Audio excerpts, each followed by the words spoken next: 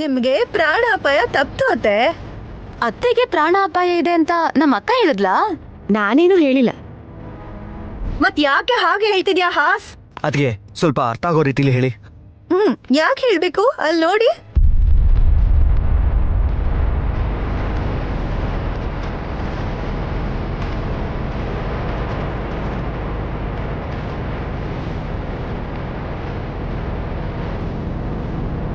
ನಾನು ಹೊರಡಕ್ ನಿಂತ್ರೆ ಹಾಸಿನಿ ಎಲ್ರನ್ನೂ ಸೇರಿಸಿದಾಳೆ. ಏನೋ ಅಪಾಯ ಅಂತ ಹೇಳ್ತಿದ್ಲು. ಅಹಲ್ಯ ಅತ್ತೆ ಹೋಗ್ತಿದ್ದಾರೆ ಅಂದ್ರೆ ತಿಲೋತ್ತಮ ಅತ್ತೆಗೆ ಗಂಡಂತರ ತಪ್ತು ಅಂತ ಅಲ್ವಾ ಅರ್ಥ?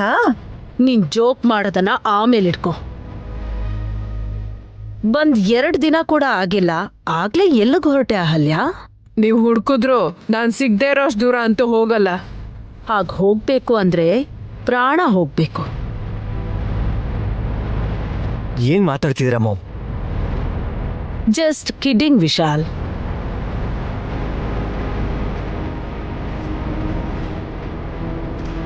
ತಿಲೋತ್ತಮನ್ ಕಾಮಿಡಿ ಎಲ್ರಿಗೂ ಗೊತ್ತಿರೋದೇ ಅಲ್ವಾ?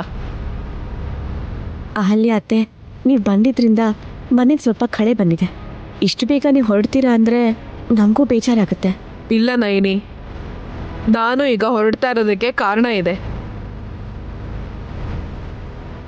ನೀವು ಕೇಳಿರೋ ಸಾಕ್ಷಿ ಆಧಾರಗಳನ್ನ ತರೋದಕ್ಕೆ ಹೋಗ್ತಾ ಇದ್ದೀನಿ.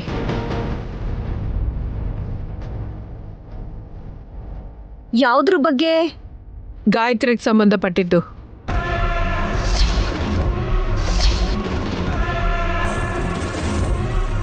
ಜೋಗಯ್ಯ ಶಾಸ್ತ್ರಿಗಳ ಮೊಮ್ಮಗಳಲ್ಲ ಅಂದ್ರೆ ಆ ಮಗು ಯಾರಿಗ್ ಸಂಬಂಧಪಟ್ಟಿದಾಳೋ ಅದನ್ನ ತಿಳ್ಕೊಳದಕ್ಕೆ ಹೋಗ್ತಿದ್ದಾರೆ ಅನ್ಸತ್ತೆ.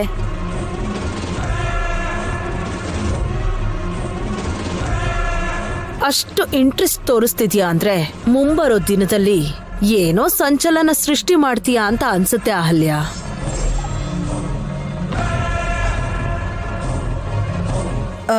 ನೀವ್ ಸಾಯೋದ್ ಕೂಡ ಬ್ರೇಕಿಂಗ್ ನ್ಯೂಸೇ ಅಲ್ವಾ ಅತ್ತೆ? Shut up. ಅಕ್ಕ, ಅದನ್ನೇ ಮತ್ತೆ ಮತ್ತೆ ಹೇಳ್ಬೇಡ. ಮೇಲೆ ಅಸ್ತು ದೇವತೆಗಳಿರ್ತಾರೆ. ಯಾವ ಫ್ಲೋರಲ್ಲಿ ಇರ್ತಾರೆ ಅಂತ ಹೇಳು ನೈನಿ.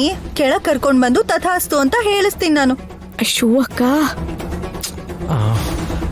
ನನ್ನ ಆಯುಷ್ಯ ಕಡಿಮೆ ಆಗಿ ಅಂತರ್ಧಾನ ಆಗ್ ಹೋಗ್ತೀನಿ ಅಂದ್ರೆ ಅದಕ್ ಕಾರಣ ನನ್ನ ಶತ್ರುಗಳಲ್ಲ, ನನ್ ದೊಡ್ಡ ಸೊಸೆ ಹಾಸಿನಿ ಅಂತೀನಿ.